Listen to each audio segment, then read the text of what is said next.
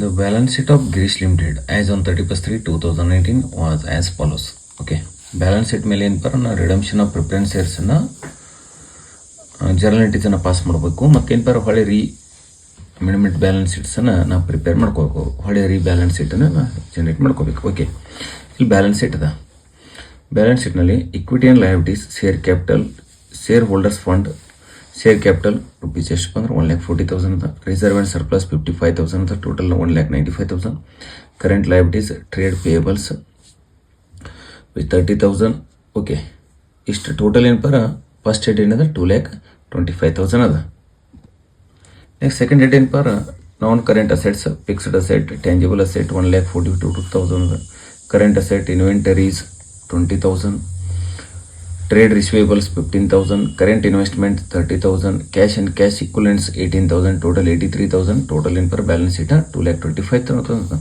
Okay, 2,25,000 balance sheet ಅದ. ಇನ್ನು balance ಶೀಟ್ನಲ್ಲಿ ಏನು ಮಾಡ್ಯಾನಪ್ಪ ನೋಟ್ಸ್ ಟು ಅಕೌಂಟ್ಸನ್ನು ನೋಡ್ಕೋತ ಹೋಗೋಣ. ಓಕೆ, ಇಲ್ಲಿ ನೋಟ್ಸ್ ಟು ಅಕೌಂಟ್ಸ್ ಅದ. Notes to accounts. Okay, first note number share capital 500 redeemable preference shares of rupees 100 each, rupees 50,000. 9,000 equity shares of rupees 100 each, rupees 90,000. Okay, ಇಷ್ಟದ main ನಮಗೇನು balance ಶೀಟ್ನಲ್ಲಿ ನಮಗೇನು ಬೇಕಾಗಿದೆ notes to ಅಕೌಂಟ್ನಲ್ಲಿ redeemable preference shares ಎಷ್ಟು ನಾವು preference share ಹೋಲ್ಡರ್ಗೆ pay ಮಾಡ್ತೇವೆ ಅನ್ನೋಕ ಇದೊಂದು ಏನು ಫಸ್ಟ್ ಏನು ನಾವು ವರ್ಕಿಂಗ್ ನೋಟನ್ನು ಮಾಡ್ಕೋಬೇಕೀಗ ಹೇಳ್ತೇನೆ. Okay, note number 1 redeemable preference shares, only redeemable preference shares. Okay, ಇಲ್ಲಿ ನಾವು ಒಂದು ವರ್ಕಿಂಗ್ ನೋಟನ್ನು ಮಾಡೀನಿ. ರೆಡಿಮೇಬಲ್ ಪ್ರಿಫರೆನ್ಸ್ ಶೇರ್ಸ್ ನೋಡಿಲಿ, calculation of amount payable to preference share holders compulsory ಇದೊಂದು ವರ್ಕಿಂಗ್ ನೋಟ್ ಮಾಡಲೇಬೇಕಾ. ಪ್ರಿಫರೆನ್ಸ್ ಶೇರ್ ಕ್ಯಾಪಿಟಲ್ ಎಷ್ಟದ 500 ಅದ. ಇಂಟು 100 ಈಚ್ ಮಾಡ್ಕೊಂಡಿ ಎಷ್ಟು ಬಂದದ 50,000 rupees. Okay, next redeemable preference shares note number 1ನಲ್ಲಿ ನಾ ರೆಡಿಮೇಬಲ್ ಪ್ರಿಫರೆನ್ಸ್ ಶೇರ್ಸನ್ನು ತೊಗೊಂಡು ಸರ್. ನೆಕ್ಸ್ಟ್ ಇಲ್ಲಿ ಇಕ್ವಿಟಿ ಶೇರ್ ಅದಲ್ಲ, ಇಕ್ವಿಟಿ ಶೇರ್ ಓನ್ಲಿ ಏನು ಬ್ಯಾಲೆನ್ಸ್ ಶೀಟ್ನಲ್ಲಿ ಬರ್ತದೆ, ಬ್ಯಾಲೆನ್ಸ್ ಶೀಟಿಗೆ ತೊಗೋಬೇಕು. Okay okay reserve and surplus, security premium 10,000, profit and loss credit 45,000, 55,000 ಅದ ಟೋಟಲ್. ಓಕೆ, ಇನ್ನು ನಾವೇನು ಮಾಡ್ಕೋಬೇಕಪ್ಪ ಅಂದ್ರೆ ಇನ್ನು ನಮಗೊಂದು ಪ್ಯಾರಾಗ್ರಾಫ್ನಲ್ಲಿ ಕೊಟ್ಟಾಗ ನಾವೇನು ಮಾಡ್ತಿದ್ವಿ ಪ್ರಾಬ್ಲಮ್ಸನ್ನು ಇಮಿಡಿಯೇಟಾಗಿ ಬಿಡಿಸ್ಕೋತ ಹೋಗ್ತಿದ್ದೆವು. ಇಲ್ಲಿ ಸ್ವಲ್ಪ ಏನು ಮಾಡ್ಕೋಬೇಕಂದ್ರೆ ನಾವೊಂದು ಇದು ಫಸ್ಟ್ ಒಂದು ವರ್ಕಿಂಗ್ ನೋಟ್ಸ್ 2 ವರ್ಕಿಂಗ್ ನೋಟ್ಸ್ ಅಂತ ಕಂಪಲ್ಸರಿ ನಿಮ್ಗೆ ಹೇಳಿ. ಒಂದು calculation of amount payable to preference share ಹೋಲ್ಡರ್ಗೆ ಒಂದು ವರ್ಕಿಂಗ್ ನೋಟ. ನೆಕ್ಸ್ಟ್ ಏನಪ್ಪ ಇನ್ನೊಂದು ವರ್ಕಿಂಗ್ ನೋಟ ಪ್ರೊಸೆಸ್ ಆಫ್ ಪೇಮೆಂಟ್ ಅಂತ ಮಾಡ್ಕೊಂಡೇನೆ. ಇದನ್ನು ಕಂಪಲ್ಸರಿ ಏನಪ್ಪ ರಿಯರ್ ಇರೋಂಗಿಲ್ಲ. ನೀವು problem preference shares readymade preference share ಮೇಲೆ ಅಂಡರ್ಸ್ಟ್ಯಾಂಡ್ ಆಗಲಿ ಅಂದ್ರೆ ಈ ವರ್ಕಿಂಗ್ ನೋಟ ಮಾಡ್ಕೊರಿ. Process of payment out of profit, fresh issues, premium, old plus new and others. Okay, ಇಲ್ಲಿ ಸೆಕೆಂಡ್ ಸ್ಟೆಪ್ನ ರಿಸರ್ವ್ ಆ್ಯಂಡ್ ಸರ್ಪ್ಲಸ್ನಲ್ಲಿದೆ ಸೆಕ್ಯೂರಿಟಿ ಪ್ರೀಮಿಯಂ ಕೊಟ್ಟಾನ. ಬ್ಯಾಲೆನ್ಸ್ ಶೀಟ್ನಲ್ಲಿ ಕೊಟ್ಟಿರ್ತಕ್ಕಂಥ ಪ್ರೀಮಿಯಂ ಏನಪ್ಪ ಇದು ಓಲ್ಡ್ ಪ್ರೀಮಿಯಂ. ಲಾಸ್ಟ್ ಪ್ರಾಬ್ಲಮ್ನಲ್ಲಿ ಎಲ್ಲಿ ಬರ್ತಿದ್ದಲ್ಲ ಇಲ್ಲಿ ಓಲ್ಡ್ ಪ್ರೀಮಿಯಂ ಎಷ್ಟದ 10,000 rupees. ಓಕೆ, ಕ್ಲಿಯರ್ ಆಯ್ತಾ? ಪ್ಲಸ್ 10,000 rupees ಆಯ್ತಾ.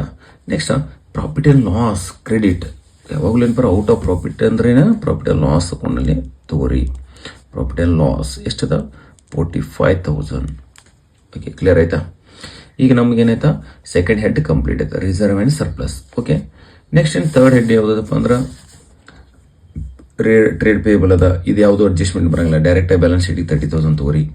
ನೆಕ್ಸ್ಟ್ ನೋಟ್ ನಂಬರ್ 4 ಅದ ಟ್ಯಾಂಜಿಬಲ್ ಫಿಕ್ಸ್ಡ್ ಅಸೆಟ್ ಅದ. Land and building, plant and machinery, furniture ಡೈರೆಕ್ಟಾಗಿ ಬ್ಯಾಲೆನ್ಸ್ ಶೀಟಿಗೆ ತಗೋರಿ. ಓಕೆ, ಫರ್ನಿಚರ್ ಅದ 12,000 ಅದ, ಡೈರೆಕ್ಟ್ ಬ್ಯಾಲೆನ್ಸ್ ಶೀಟಿಗೆ ತಗೋರಿ, ಯಾವುದು ಅಡ್ಜಸ್ಟ್ಮೆಂಟ್ ಬರೋಂಗಿಲ್ಲ.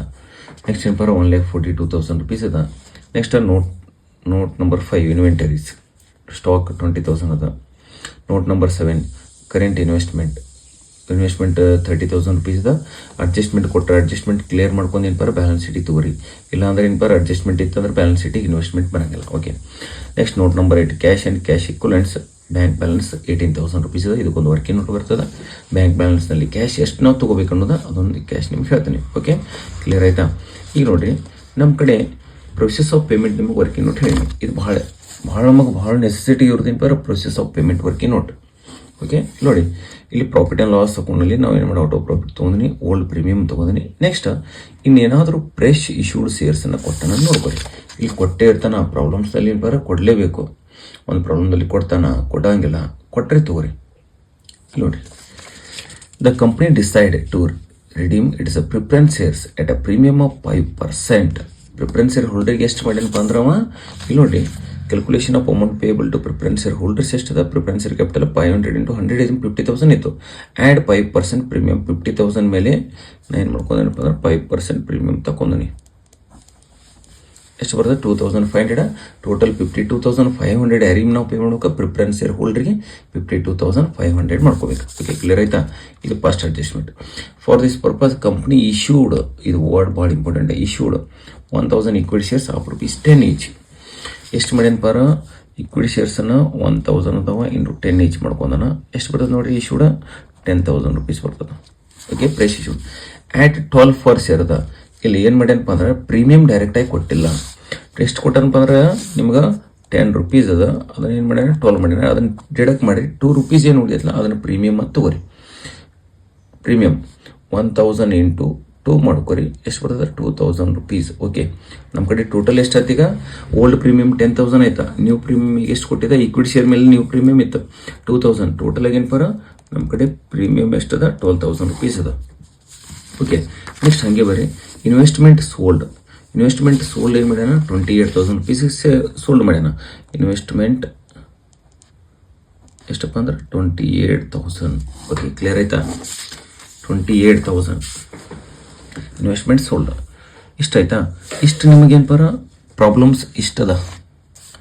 ನಮಗೆ ಬ್ಯಾಲೆನ್ಸ್ ಶೀಟ್ ಕೊಡಲಿ, ಯಾವುದೇ ಅಡ್ಜಸ್ಟ್ಮೆಂಟ್ ಕೊಡಲಿ, ನಮ್ಗೆ ಏನು ಬೇಕಾಗಿದೆ ಪ್ರಾಬ್ಲಮ್ಸ್ನಲ್ಲಿ ಇರ್ತಿರ್ತಕ್ಕಂಥ ಅಡ್ಜಸ್ಟ್ಮೆಂಟನ್ನು ಕ್ಲಿಯರಾಗಿ ನಾವು ಹಚ್ಕೋಬೇಕು. ಓಕೆ, ಕ್ಲಿಯರ್ ಆಯ್ತಾ? ಇದೊಂದು ವರ್ಕಿಂಗ್ ನೋಟ ಭಾಳ ರಿಯರ್ ಇವು. ಭಾಳ ನೀವು ಇದನ್ನು ವರ್ಕಿಂಗ್ ನೋಟ್ ಮಾಡಿದ್ರಿ ಅಂದ್ರೆ 100% ನೀವು ಕ್ಲಿಯರ್ ಆದಂಗೆ ಪ್ರಾಬ್ಲಮ್ಸನ್ನು redemption of preference shares clear ಆಯ್ತು. ಓಕೆ, ಇನ್ನು ನಾವೇನು ಮಾಡ್ಕೋಬೇಕು ಪರ? ಜರ್ನಲ್ ಎಂಟ್ರೀಸನ್ನು ಪಾಸ್ ಮಾಡ್ಕೋ. ಜರ್ನಲ್ ಎಂಟ್ರೀಸ್ ಏನು ಪರ 5 ಸೆಕೆಂಡ್ಸ್ನಲ್ಲಿ ಏನು ಪರ ಜರ್ನಲ್ ಎಂಟ್ರೀಸನ್ನು ನೀವು 5 ಮಿನಿಟ್ಸ್ನಲ್ಲಿ ಜರ್ನಲ್ ಎಂಟ್ರೀಸನ್ನು ಪಾಸ್ ಮಾಡ್ತೀರಿ. ಓಕೆ, ಇಲ್ಲಿ ನೋಡೋಣ ಜರ್ನಲ್ ಎಂಟ್ರೀಸನ್ನು.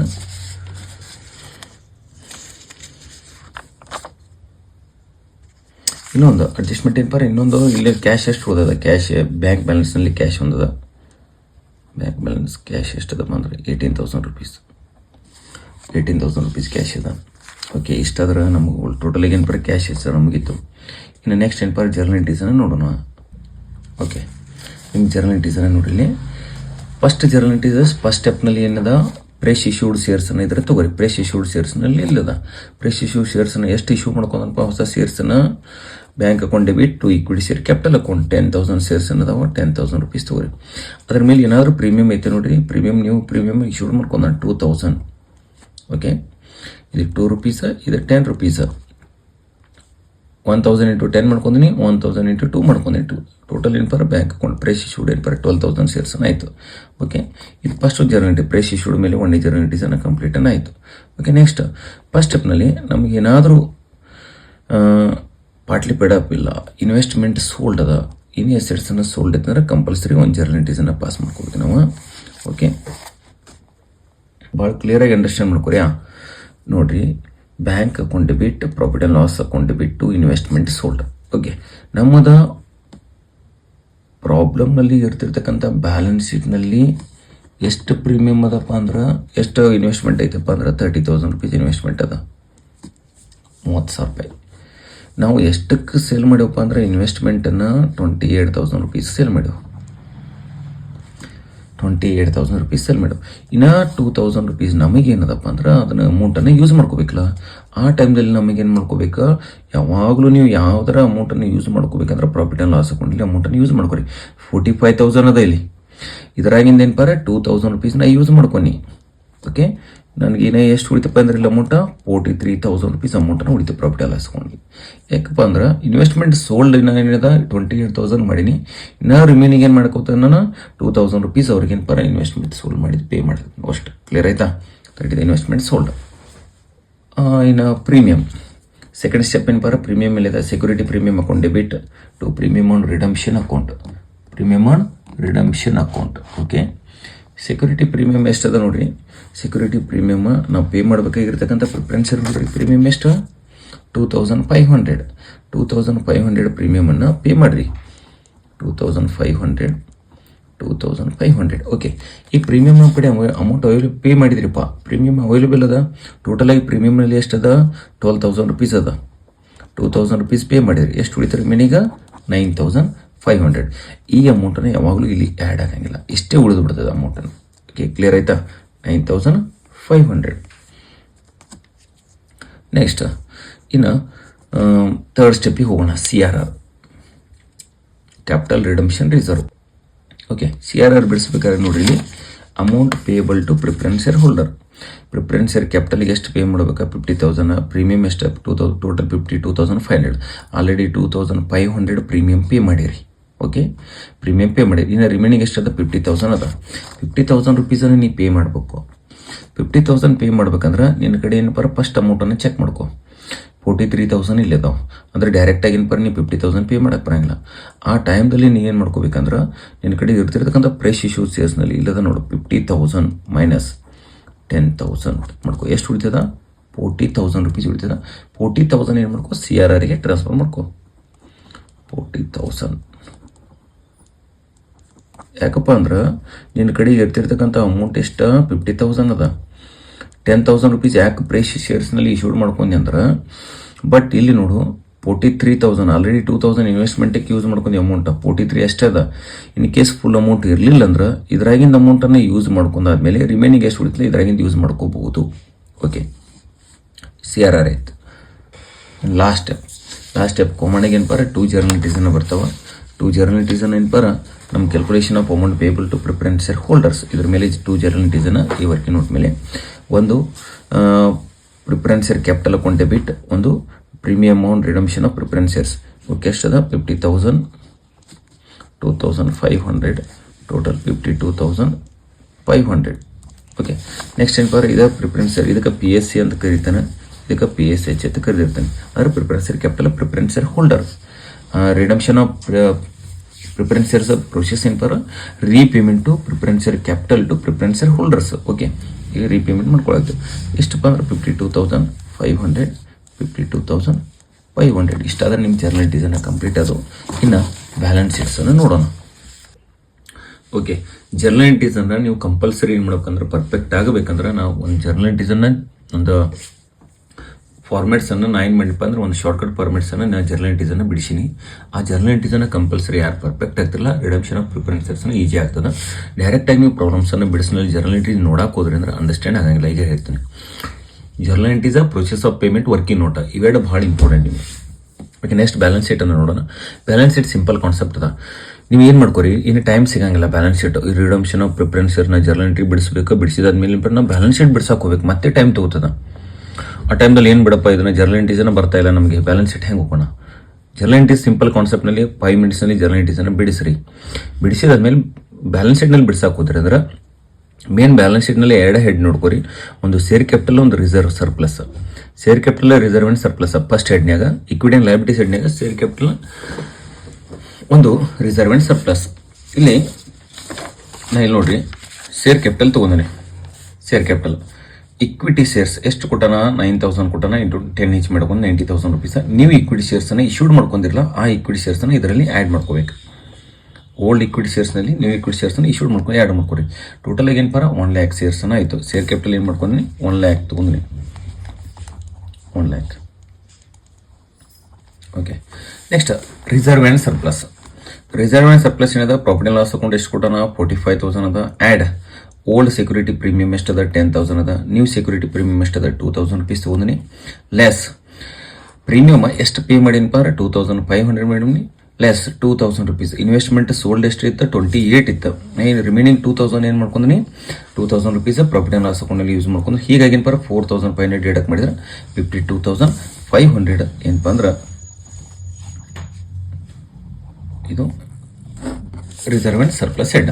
ಇಷ್ಟೆರಡು ವರ್ಕಿಂಗ್ ನೋಟನ್ನು ನೀವು ಕಂಪಲ್ಸರಿ ಮಾಡ್ಕೊಂಡಿರಲೇಬೇಕು. ಓಕೆ, ಈಗ ಇದನ್ನು ಟೋಟಲ್ ಮಾಡ್ಕೊರಿ. ಎಷ್ಟಾಗ್ತದೆ ನೋಡಿರಿ. ಇದು 1 lakh 52,500, 1 lakh 52,500.